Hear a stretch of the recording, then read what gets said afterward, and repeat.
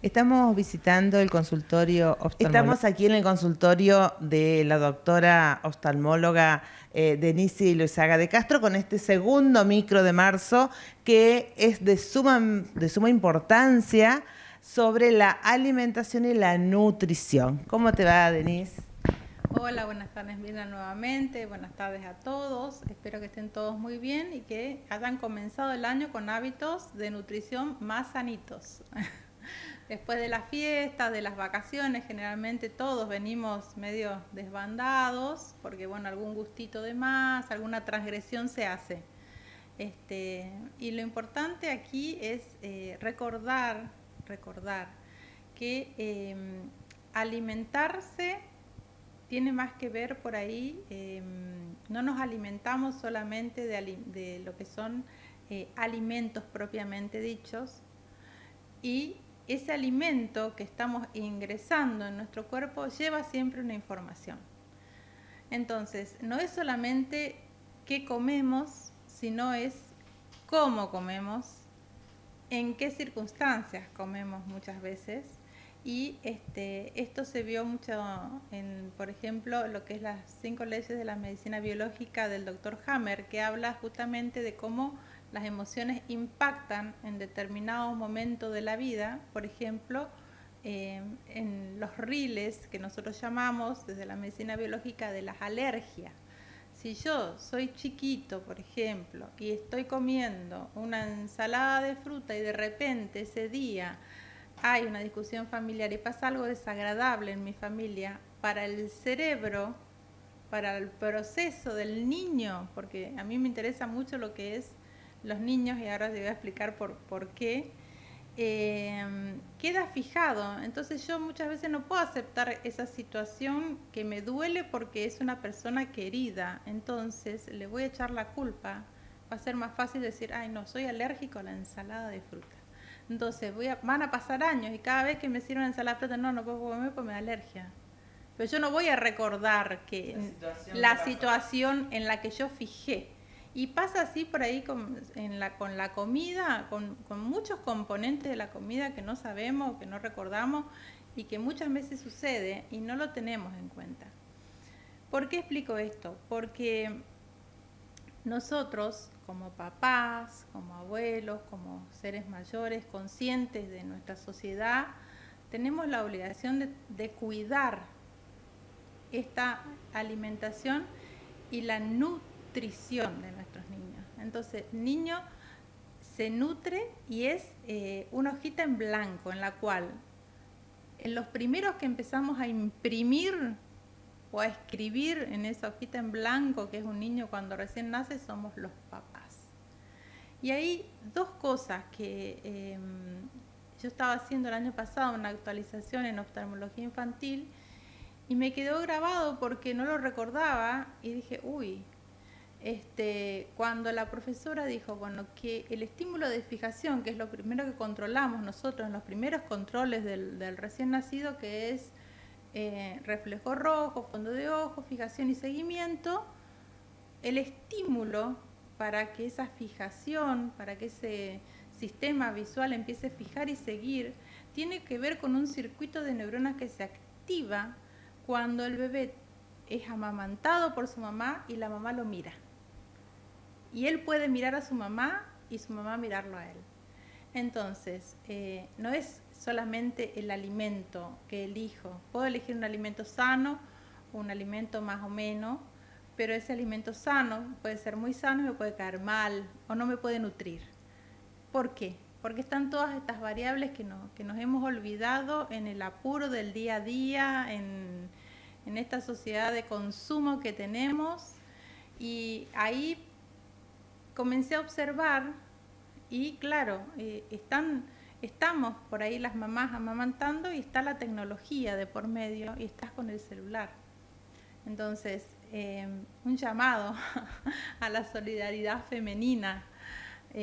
Mamás, cuando ustedes amamanten a sus niños, es un momento sagrado, sumamente importante, porque no solamente están alimentando, están nutriendo y están imprimiendo en esa persona algo fundamental. Amén de que la leche materna, de todos los beneficios que tiene, y amén de que es lo mejor que hay para mejorar las defensas y para que el bebé sea sano y no se enferme y se desarrolle adecuadamente, amamantar a nuestros hijos. Volver como nuestras abuelas, como nuestras madres si podían, amamantar los niños. No hay fórmula científica de leche que supere esto, ¿no?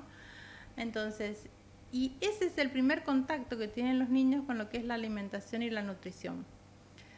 ¿Por qué? Porque de esa leche materna, y si el parto fue por vía vaginal, son las primeras colonizaciones que tiene el tubo digestivo. ¿Por qué me voy al tubo digestivo? ¿Por qué? Porque nuestra flora intestinal es nuestro cerebro. Entonces, nosotros queremos tener salud, no queremos tener enfermedades autoinmunes, queremos tener buen pelo, buena piel, estar activos, pensar, tenemos que tener bien la flora intestinal. Por eso hoy se habla mucho y se insiste mucho cuando hablamos de alimentación, de nutrición, en lo que es la barrera intestinal, lo que es el eje intestino-cerebro. Entonces, si yo logro que cuando el bebé nace comience ya a tener una alimentación, una nutrición saludable, con hábitos saludables, y lo más probable es que ese niño vaya a tener un desarrollo donde va a tener menos enfermedades, menos patología, y va a lograr el desarrollo de su cerebro mucho más optimizado. Y ahí viene lo que se está hablando mucho ahora, el tema de lo que son los ácidos grasos o las grasas buenas, las grasas malas, qué comemos, qué no comemos, qué le damos de comer a los niños, qué comemos nosotros también, porque con el tema de la industrialización también está todo ya con mucho químico, muchas veces ya no es la semilla original, sino que son semillas transgénicas. Entonces, viste, bueno, hay toda una cuestión que por ahí va transformando lentamente nuestra genética, porque de alguna manera interfiere eso en lo que es nuestras cadenas de ADN y nuestras proteínas. Entonces ahí recordar un poco lo que es la estructura, o sea, nosotros nos vemos en el espejo, pero no nos acordamos que para que se construya nuestro cuerpo necesitamos unos ladrillitos que se llaman aminoácidos, y esos aminoácidos forman proteínas que son los que nos dan la estructura, por ejemplo. Entonces un niño está creciendo, un niño va a crecer, necesita proteínas, y ahí tenemos que hablar de lo que es la carne sí, carne no, también hoy en día, viste que bueno, si la proteína, la alimentación va a ser vegana, tiene que ser una proteína vegetal de buena calidad, el garbanzo, el huevo en la alimentación, por ahí los niños más grandes, por niños chiquitos eso no se lo vas a dar, pero pensar en que cuando hablamos de proteína estamos hablando de que en algún momento, o sea, el niño más grandecito, tiene que tener un consumo de proteína, al menos en una comida, un buen consumo de proteína, porque está creciendo y necesita ladrillo y tiene que construir, y si no, no va a construir o va a construir mal. Entonces, disminuir el consumo de las harinas. ¿Por qué? Porque las harinas que estamos teniendo son harinas que tienen mucho gluten. Entonces, hace 30 años atrás, ¿había pacientes celíacos? Sí, por supuesto. Pero ¿qué pasaba? La harina no tenía tanto gluten. Entonces yo, para hacer un brote, o para que me diera dolor de panza, diarrea o lo que fuere, o me brotara la piel, necesitaba comerme 5 kilos de pan. Y hoy, con que me coma 2 bizcochitos, capaz que ya... ¿Por qué? Manifiesta la enfermedad. Porque tiene mucho gluten. Entonces, las harinas son calorías vacías, los niños necesitan estructura y necesitan tener... El cerebro necesita ácidos grasos. Bueno, no sé si vieron, es medio desagradable tal vez lo que voy a decir, pero ¿alguna vez vieron seso? El seso, sí. Vos lo tocás y ¿qué? Sí, una viscosidad, Grasoso, sí. Es grasoso. Bueno, el cerebro necesita grasas saludables. Y esas grasas saludables están en el huevo, están en el aceite de coco, están en el aceite de oliva, y esos aceites saludables tienen un componente que es un tipo de aceite que se llama omega 3. ¿Por qué lo cito? Porque hoy en día, por ejemplo, en Alemania, y es un aceite que está en los pescados de aguas profundas, ahora lo voy a explicar a eso. En Alemania lo están suplementando a partir del año de vida, porque en la dieta industrializada, en la dieta comercial, prácticamente no ingerimos omega 3, no lo ingerimos. Y este omega 3 hace un balancín con otro aceite que sí conocemos y que consumimos mucho, porque tenemos también mala costumbre, mal hábito alimentario aparte, que son el aceite de girasol, el aceite, el mezcla. Nosotros miramos el aceite, ¡ay, qué lindo! Cuando más transparente, más lindo. Peor es, más industrializado está, ese es el más inflamatorio. Entonces, si yo consumo mucho de ese ácido omega 6, resulta que en las reacciones de adentro de mi cuerpo va a estimular una vía que se llama el ácido araquidónico. Y ese ácido araquidónico, a su vez, es la mamá de una serie de sustancias que se llaman prostaglandinas y que generan inflamación en el cuerpo. Entonces, eso se escuchó mucho durante la pandemia, las prostaglandinas, la tormenta de interleuquina, la tormenta inflamatoria. Bueno, nuestra alimentación es altamente inflamatoria. Y nosotros colaboramos mucho con la inflamación, con el consumo de ese tipo de aceites, porque no le ponemos en la balanza el otro. Y el omega 3 tiene la propiedad de fabricar unas sustancias que se llaman resolvinas. Suena así, viste, como las resolvinas. A mí me encanta nombrarlas, porque las resolvinas son las que le van a ir a decir cuando yo me corto, ¿sí? Hay una inflamación. Entonces, la vía del ácido araquidónico se va a activar normalmente, pero tiene que venir este otro que me produce la resolvina y decir, bueno, ya está acá, listo, ya está. Esa es la sanación. Nuestro cuerpo tiene una capacidad única de sanarse, de regenerarse y de buscar siempre el equilibrio, pero no se lo damos. Entonces, cuando hablamos de alimentación, recordar, si no se puede, yo siempre digo, no podemos cambiar todo. Y a veces ir de un polo al otro tampoco es sano, saludable. Pero sí podemos ir reviendo cuando elegimos cómo cocinar o qué cocinar o el alimento, de dónde lo vamos a tomar.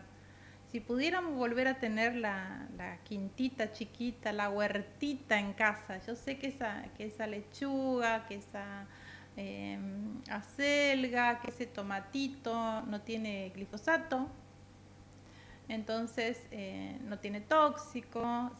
Si lo puedo hacer, si puedo volver a cocinar como cocinaba la abuela en la olla esa de hierro que hacía esos guisachos que salían riquísimos, y por ejemplo no tenemos en cuenta cuando vos, por ejemplo, vas a hacer una pizza muchas veces y la lapicera de aluminio le pasás un papel, viste, con el aceite, viste que sale algo negro. Sí. Bueno, eso es aluminio. Y ya está recontra comprobado que no hay Alzheimer sin aluminio, que cada vez hay pacientes con Alzheimer cada vez más jóvenes. Entonces, miren toda la tela que tenemos para charlar, que podemos ir desarrollando inclusive después, más adelante, en otros programas, pero importantísimo lo que es la lactancia materna. Cuando los niñitos están creciendo, recordar que necesitan grasas buenas, que necesitan proteínas. El ojo necesita grasas buenas porque el ojo tiene un cablecito que es el nervio óptico que se enchufa en el cerebro. Y como todo cable, viste que el cable tiene un filamento que es el que transmite y afuera tiene una vainita, ¿no? Claro, está formado por unas células de mielina. Son unas células que le hacen la vainita al nervio, ¿sí? Y esa vainita necesita de ácidos grasos saludables, igual que nuestro cerebro. ¿Para qué? Para que no nos haga cortocircuito y no se nos pelen los cables. Necesitamos vitamina B12, que está en las carnes, en la leche, en el huevo. Necesitamos buen aporte de vitamina y necesitamos comer variado, comer color, porque el ojo, como lo dije anteriormente, tiene mucho gasto oxidativo. Y los antioxidantes tienen que ver con el color, con los carotenoides, con los polifenoles. Entonces, la remolacha, el color rojo, el color naranja, el color verde, el complejo B que está en las hojas de espinaca, en las hojas de... Entonces necesitamos que ese plato tenga, el plato saludable tiene que tener color, una buena parte de proteína y después tiene que tener color en una ensalada, color después en un postre con una fruta natural, si la fruta es de estación aún mejor. Entonces empezar por ahí, no hacernos por ahí tanto lío, pero recordar que tenemos que repartir un poquito más de esta manera para de a poquito ir cambiando nuestro hábito alimentario y tomarnos el tiempo. Antes, viste que vos llegabas de la escuela y bueno, había que poner la mesa, te lavabas las manos, venía tu papá, tu mamá, el que estaba en la casa, porque no siempre se trabajó, ¿no? A veces estaba uno, a veces estaba el otro, el hermano, el que entraba en la escuela a la tarde, el que iba a la mañana, bueno, pero te sentabas a comer. Y te sentabas a comer sin este aparatito. Y en la familia algo se charlaba, cómo te fue en la escuela, cómo no te fue. Bueno, tenemos que volver a recordar esto, que no solamente es el tipo de alimento que elijo, sino que tengo que elegir cómo alimentarme y tengo que nutrirme también de esa cuestión del compartir, del poder tener ese momentito. No se puede todo el día, una vez al día, porque los niños necesitan, nuestros niños necesitan ese tiempo de calidad y necesitan dejar esto, necesitan dejar esta niñera electrónica.